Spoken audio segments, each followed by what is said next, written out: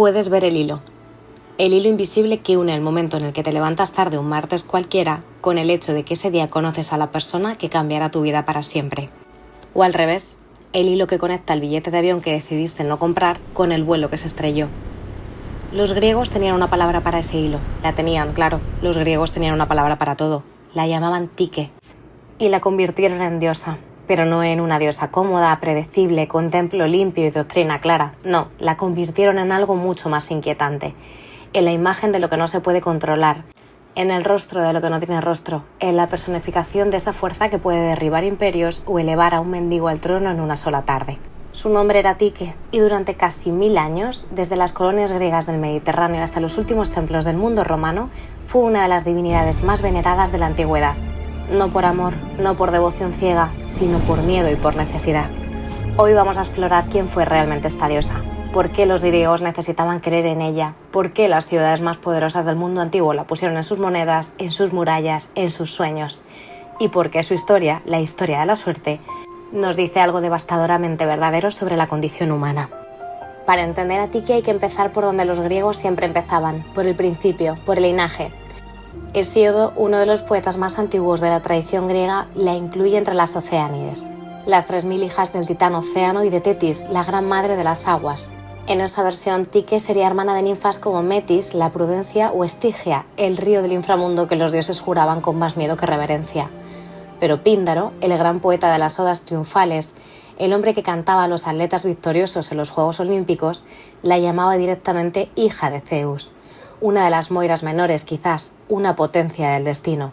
Y otros autores más tardíos la vinculaban a Hermes, dios de los caminos, los ladrones y los mercaderes, o incluso a Afrodita, como si el azar y el deseo fueran dos caras de la misma moneda. Los griegos necesitaban que los dioses tuvieran padres porque los padres explican el carácter. Si eres hijo de Ares, eres violento. Si eres hijo de Atenea, eres sabio. Pero Tike escapa a eso. Nadie puede explicar del todo por qué la suerte es como es. Por eso sus genealogías son contradictorias. Por eso su naturaleza es escurridiza. Su nombre griego, Tike, en latín fortuna, viene de la raíz verbal tíncano, acontecer, suceder, por casualidad. Alcanzar sin apuntar. No es una palabra de esfuerzo ni de mérito. Es la palabra de lo que simplemente pasa. Y esto era filosóficamente perturbador para los griegos. Perturbador de verdad, porque los griegos, y aquí me refiero especialmente a los filósofos, a Platón, a Aristóteles, creían en un universo con orden, con logos, con razón. Creían que las cosas buenas le ocurrían a la gente buena, que la virtud era su propia recompensa, que el cosmos tenía sentido. Y entonces llegaba Tike y se reía. Llegaba Tike y un buen hombre moría joven, un tirano vivía 100 años, una ciudad justa era arrasada por un ejército bárbaro. Un niño abandonado en una colina crecía para ser rey, como la suerte misma. Cuando los griegos querían hablar de lo que no tenía forma, le daban una forma. Era su manera de negociar con lo imposible, y con Tike lo hicieron de un modo que resultaba, incluso hoy, visualmente fascinante. La representación más canónica de Tike, la que se convirtió en modelo para cientos de monedas, relieves, frescos y estatuas en todo el mundo mediterráneo, la creó el escultor Eutíquides de Sición, discípulo del grandísimo Lisipo, hacia el año 300 a.C. La escultura se llamaba Tike de Antioquía, y es una imagen que contiene en sí misma toda una teología del azar. Piénsalo, una mujer joven sentada sobre una roca con una corona mural en la cabeza, una corona en forma de murallas de ciudad porque Tike era la protectora de las ciudades, y a sus pies, entre las rocas, nada menos que el río Orontes, representado como un joven nadando. La ciudad de Antioquía, construida sobre ese río, sostenida literalmente por la buena suerte de su fundación. Era propaganda teológica de alto nivel. Pero hay otros atributos de Tike que merecen atención particular. El más conocido es la rueda de la fortuna. En muchas representaciones, especialmente en el periodo romano, cuando Tike se fusionó completamente con la diosa Fortuna, aparece haciendo girar una rueda enorme sobre la que se aferran figuras humanas, reyes en la cima, mendigos abajo, y todo en rotación constante. Lo que hoy es arriba, mañana es abajo. Eso escribió Boecio en el año 524 después de Cristo, 5 siglos después de que Roma se proclamara cristiana. Tike, Fortuna, era tan vieja, tan profundamente instalada en la imaginación humana, que ni el cambio de religión pudo borrarla. Hay otro tributo que habla incluso más directamente a lo que Tike representa, la venda en los ojos. La fortuna ciega, la diosa que no mira a quien favorece, que no distingue entre el justo y el injusto, el valiente y el cobarde, el sabio y el necio. Esta imagen tenía un poder perturbador. No se trataba solo de decir que la suerte era impredecible. Se trataba de decir algo mucho más radical, que el universo, en su núcleo más profundo, no distingue el mérito del fracaso. El marinero más experimentado podía morir en la tormenta, el general más brillante podía perder la batalla definitiva por un error de mensajero, y el poeta que escribía las palabras más hermosas podía morir en la oscuridad, sin que nadie le recordara. Tike no prometía justicia, solo prometía movimiento. Y sin embargo, y esto es crucial, los griegos no se resignaron, no dijeron ¿para qué esforzarse si todo es azar? Porque Tike tenía una cara más, la cara de la oportunidad. En algunas representaciones, Tike aparece con el cuerpo de la abundancia, la cornucopia rebosante de frutos. Porque la suerte no solo destruye, también regala. Y quien sabe verla llegar, quien tiene los ojos abiertos en el momento justo, puede atraparla. Esa tensión entre el terror al azar y la esperanza de la oportunidad define toda la relación de los griegos con Tike. Mira a qué dioses le construyen los templos más grandes. Y en el periodo helenístico, los siglos III, II y I a.C., ese mundo fabuloso que nació de las conquistas de Alejandro Magno, las ciudades le construyeron templos enormes a Tike, no a Zeus, no a Apolo, a Tike. ¿Por qué? Porque el mundo helenístico era un mundo de ciudades recién fundadas, de fronteras inestables, de reinos que nacían y morían en una generación. Antioquía, Alejandría, Pérgamo, Seleucia de Tigris, todas ciudades que no existían 100 años antes y que de repente eran capitales de imperios. Y esas ciudades necesitaban una teología de la incertidumbre, necesitaban un dios que explicara por qué algunas ciudades prosperaban y otras desaparecían. Necesitaban, en definitiva, a Tike. Cada ciudad importante tenía su propia Tike. Esto tiene implicaciones políticas enormes que a menudo se pasan por alto. Cuando un rey helenístico, Seleuco, Antíoco, Ptolomeo, quería legitimar su poder sobre una ciudad, una de las primeras cosas que hacía era asociar su propia Tike personal con el Tike de la ciudad. Mi suerte y la suerte de esta ciudad son la misma suerte. Era un mensaje profundamente político. Si el rey prosperaba, la ciudad prosperaría. Si la ciudad prosperaba, era prueba de que el rey contaba con el favor divino del azar. Era una teología circular y perfecta para el poder. Hay algo profundamente humano en eso, algo que reconocemos sin esfuerzo, porque también nosotros, 2000 años después, decimos suerte al final de un mensaje importante. También tocamos madera, también evitamos ciertos números, también hay deportistas que no se lavan la camiseta de la suerte. Tike no ha desaparecido, solo ha cambiado de nombre.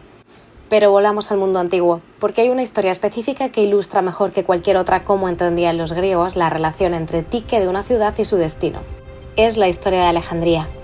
Cuando Alejandro Magno fundó Alejandría en Egipto en el año 331 a.C., lo hizo siguiendo, según cuenta la leyenda, señales divinas. Aves que sobrevolaban el lugar, granos de harina que los soldados usaron para marcar la planta de la ciudad y que los pájaros comieron, lo cual debería haber sido un mal presagio, pero el adivino lo interpretó como señal de que la ciudad alimentaría el mundo. Y durante siglos, Alejandría fue efectivamente la ciudad más rica, más culta y más poderosa del Mediterráneo. La biblioteca, el faro, el museo, los mejores médicos del mundo, los mejores astrónomos, los mejores matemáticos. Y luego la Tike giró la rueda. Las guerras civiles romanas llegaron al Mediterráneo, Julio César, Marco Antonio, Cleopatra, y luego Augusto, que tomó la ciudad y convirtió Egipto en provincia romana. La gran Alejandría siguió existiendo, sí, pero la Tike de la ciudad independiente había muerto. Eutíquides, el escultor que hizo la famosa Tike de Antioquía, entendía esto perfectamente. Por eso la escultura muestra a la diosa sentada sobre una roca firme, inamovible, como si dijera, yo no me voy. Pero lo que sostengo en mis manos sí que puede caerse. No todos los griegos aceptaron a Tike sin resistencia, claro que no. El problema, dicho de forma simple, era este. Si Tike existe, si el azar es real, si las cosas pueden ocurrir sin causa, sin razón, sin orden, entonces el universo no tiene sentido. Y si el universo no tiene sentido, la filosofía es un ejercicio inútil. No era una discusión académica menor, era una cuestión de vida o muerte para el proyecto intelectual griego completo. Los estoicos fueron quizás los más radicales en su rechazo del azar verdadero. Para ellos todo estaba determinado por el logos, la razón cósmica que lo impregna todo. Lo que llamamos suerte era simplemente ignorancia, nuestra incapacidad para ver las causas que llevaban a un efecto. Si pudieras ver el universo completo con todas sus cadenas causales, no habría ninguna sorpresa, todo tendría su razón, todo estaría en su lugar. Esta posición tenía consecuencias prácticas importantes. Si todo está determinado, si nada es realmente al azar, entonces lo único que puedes controlar es tu respuesta interna a los eventos. No puedes controlar que tu barco se hunda, pero puedes controlar cómo recibes la noticia. La famosa ecuanimidad estoica, ese ideal de calma imperturbable frente al desastre, nace directamente de la negación filosófica de Tike. Pero los epicúreos tomaron el camino opuesto. Para Epicuro el azar era real, tan real que había construido toda su física sobre él. Los átomos al caer en el vacío tenían una desviación espontánea, un giro sin causa, la famosa clinamen de Lucrecio, que introducía el azar en la base misma de la realidad. Para los epicúreos, Tique existía, el azar era genuino, y precisamente porque era genuino, lo mejor que podías hacer era retirarte de los grandes escenarios donde Tique operaba con más fuerza, la política, la guerra, los negocios, y construirte un jardín tranquilo donde el azar tuviera menos poder sobre ti.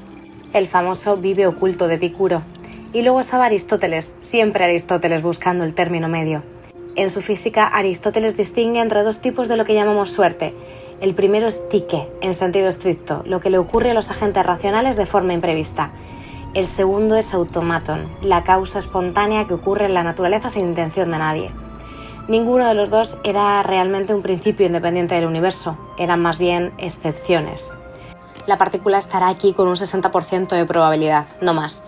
Tique en ese sentido nunca se fue. Pero hay una dimensión de la relación entre los filósofos y Tique que me parece la más humana de todas. No el debate metafísico sobre si el azar es real, sino la pregunta personal existencial. ¿Cómo vivo yo sabiendo que Tique existe? Platón, en el Menón, admite que incluso la virtud más cultivada puede ser anulada por la mala suerte, que no existe ninguna garantía, ningún seguro cósmico para la buena vida. Séneca, ya en el mundo romano, escribió cartas enteras sobre cómo prepararse para los golpes de la fortuna. No para evitarlos, eso es imposible, sino para recibirlos sin que te destrocen. Y Boecio, como ya mencionamos, escribió su obra más famosa Encadenado, esperando ser ejecutado, dialogando con la misma fortuna que le había dado todo y luego se lo había quitado. Eso es Tique, no un concepto teórico, una experiencia. La mayoría de los griegos y los romanos no eran filósofos, eran agricultores, marineros, soldados, comerciantes, esclavos. Y para ellos, Tique no era un concepto a debatir en la academia. Era una fuerza muy concreta que podía decidir si la cosecha sobrevivía a la granizada o si el barco llegaba a puerto antes de la tormenta. ¿Cómo se relacionaban con ella? En primer lugar, con ofrendas. Los santuarios de Tique, y hubo muchos desde Grecia hasta Siria, desde Egipto hasta la Galia, recibían constantemente ofrendas de navegantes, comerciantes, generales antes de una batalla, jugadores antes de una partida. No pedían a Tique que fuera justa, eso habría sido un malentendido teológico. Le pedían que fuera favorable. Hay una diferencia enorme.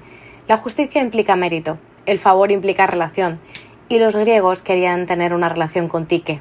En segundo lugar, con oráculos y suertes. El sistema de los cleroteria, los dispositivos de sorteo usados en Atenas para elegir cargos públicos por azar, era en sí mismo una forma de invocar a Tique. Al meter las tablillas de los candidatos en una urna y sacarlas al azar, los atenienses estaban diciendo que sea Tique quien decida, que ningún hombre tenga más poder sobre el resultado que otro. Es democracia mediada por la diosa del azar, un concepto extraño pero profundamente coherente en la visión griega. Y luego estaban los dados. Los juegos de azar en el mundo griego y romano no eran simplemente entretenimiento. Tenían una dimensión religiosa explícita, se jugaba bajo la protección o el capricho de Tique. Los jugadores invocaban su nombre antes de lanzar. Las tabernas donde se jugaba estaban a menudo decoradas con imágenes de fortuna. Había hasta un sistema de augurios basado en los dados. Los astragali, dados hechos con huesos de tobillo de oveja o carnero, que producían 4 resultados posibles. Cada combinación tenía un nombre y un significado oracular. Una victoria de 3 puntos se llamaba el lanzamiento de Afrodita, el peor resultado posible se llamaba el perro. El juego de azar era en el fondo una conversación con Tique, una pregunta hecha a la diosa con dados en lugar de palabras. Y luego estaban las supersticiones cotidianas, los amuletos, las fórmulas para traer la buena suerte, los gestos para ahuyentar la mala. El número impar considerado de buen augurio, la primera paloma del día volando hacia la derecha, el estornudo en el momento justo que podía ser señal de que los dioses aprobaban tus planes. Plinio el Viejo, ese enciclopédico romano del siglo I después de Cristo, que murió intentando observar la erupción del Vesubio, compiló listas interminables de estas supersticiones para burlarse de ellas, para registrarlas como hechos del mundo natural, porque en ese mundo Tique era tan real como el mar y tan imprevisible como el tiempo. Hay algo en esto que no debería hacernos sentir superiores, porque si hoy sacas tu teléfono y buscas rituales para la buena suerte, encontrarás millones de resultados. Rituales para los exámenes, para los trabajos, para el amor, para el dinero. Tique sigue ahí, ha cambiado de forma, pero sigue ahí. Cuando Roma conquistó el mundo griego, no destruyó a sus dioses, los adoptó. Y con Tique pasó algo fascinante, se fusionó con Fortuna, la diosa romana de la suerte y la fertilidad, y en esa fusión se volvió, si cabe, más poderosa. El templo de Fortuna, primigenia en Palestrina, antiguo Praeneste, era uno de los complejos religiosos más grandes y espectaculares de toda Italia. Construido en el siglo II a.C., en cascadas de terrazas que subían por la ladera de una colina, era también sede de uno de los oráculos más poderosos del mundo romano, las Sortes Praenestinae. La aleatoriedad era el método, la aleatoriedad era el mensaje. En el periodo imperial, Fortuna, ya completamente fusionada con Tyche, se convirtió en uno de los cultos más importantes del Imperio romano. Los emperadores la pusieron en sus monedas con el título de Fortuna Redux, la fortuna que hace volver al viajero sano y salvo, o Fortuna Augusta, la suerte del Augusto, del emperador. Igual que los reyes helenísticos habían fusionado su Tyche personal con la de sus ciudades, los emperadores romanos fusionaron su fortuna personal con la fortuna de su imperio. Si el imperio iba bien, era señal de la fortuna del emperador. Si el imperio iba mal, era señal de que los dioses habían retirado su favor. Esta lógica fue usada repetidamente para justificar golpes de estado. El emperador anterior había perdido el favor de Fortuna, yo soy el nuevo favorito. Historia circular que se repitió docenas de veces a lo largo de los siglos imperiales. Y cuando el imperio romano se desintegró, cuando los visigodos saquearon Roma en el 410, cuando el último emperador de Occidente fue depuesto en el 476, los pensadores cristianos de la época interpretaron esos desastres precisamente en términos de fortuna. Así que, ¿qué nos queda de Tyche? ¿Qué nos dice esta diosa extraña, esquiva, con los ojos vendados y la rueda girando sobre nosotros mismos? Creo que nos dice ante todo que el ser humano tiene una relación profundamente incómoda con la incertidumbre. No podemos vivir sabiendo que el azar existe de verdad, que el universo no lleva un registro de méritos, que el esfuerzo no garantiza el resultado, y sin embargo tampoco podemos vivir negando completamente el azar, porque entonces perdemos algo valioso, la humildad de reconocer que no lo controlamos todo. Los griegos encontraron una salida elegante, convirtieron esa incomodidad en diosa. Le pusieron corona de murallas porque las ciudades dependen de ella, le pusieron la venda porque no mira quien favorece, le pusieron la rueda porque todo cambia, le pusieron la cornucopia porque la suerte también da. Y la adoraron con miedo y con esperanza a la vez, que es en el fondo la única actitud honesta ante la incertidumbre. No el fatalismo, todo está decidido, ¿para qué esforzarse? No la negación, si trabajo lo suficiente, puedo controlar todo. Sino algo intermedio, esfuerzo más humildad, acción más reconocimiento de los propios límites, el valor de intentarlo sabiendo que el resultado no está en tus manos del todo. Los estoicos lo llamaban amor fati, amor al destino, a lo que ocurre, también a lo que no elegiste. Tyche todavía gira su rueda. La gira en los mercados financieros y en los diagnósticos médicos, en los accidentes de tráfico y en los flechazos repentinos, en los correos electrónicos que llegan en el momento justo y en los que nunca llegan. Y nosotros, como los griegos, seguimos intentando entenderla. Seguimos ofreciéndole algo, rituales, supersticiones, esperanzas, a cambio de que sea benevolente. Porque si hay algo que la historia de Tyche nos enseña es esto. La suerte no se puede controlar, pero se puede mirar de frente. Y eso, al final, es lo único que podemos hacer. Si te ha gustado este viaje por la mitología griega, no te olvides de dejar tu comentario con qué divinidad te gustaría explorar próximamente. El canal continúa. En el siguiente episodio nos adentraremos en el viaje del rey más astuto de la antigua Grecia. Odiseo te espera. Hasta el próximo mito.